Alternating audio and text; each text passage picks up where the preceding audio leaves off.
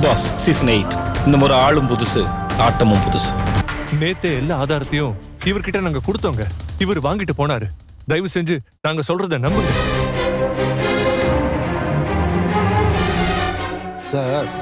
இது வரைக்கும் குற்றவாளி கூண்டுல இருக்கிறவங்க தான் எதிர்த்தரப்பு வக்கீல் தான் போய் சொல்றாரு. நான் அந்த மாதிரி பண்ணதே கிடையாதுன்னு சொல்லி கத்துவாங்க, பேசுவாங்க. அப்படிதான் நான் கேஸ் ஹிஸ்டரியில பார்த்திருக்கேன்.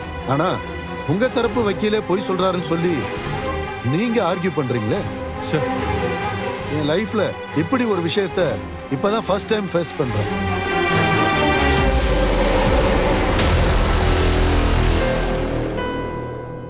ஐ am really sorry your honour. இங்க என்ன நடக்குதோ அதுக்கு என் தரப்புல இருந்து நான் மன்னிப்பு கேட்டுக்கிறேன். விஸ்வநாதன் நிரபராதிங்கிறத என்னால நிரூபிக்க முடியல. அதான் உண்மை.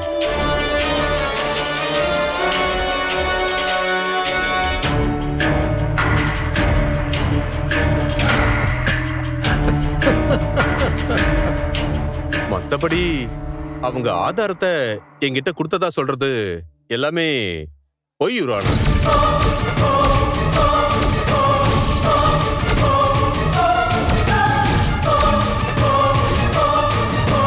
கோர்ட் டைமை வேஸ்ட் பண்ணதுக்கு நான் மன்னிப்பு கேட்டுக்கிறேன்.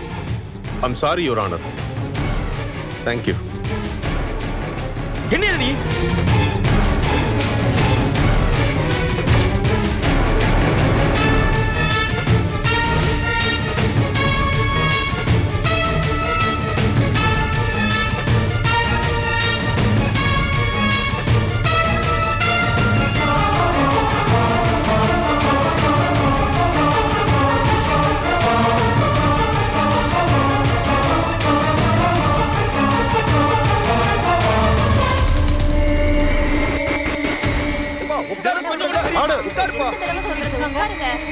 சொன்னா கேட்க மாட்டீங்க.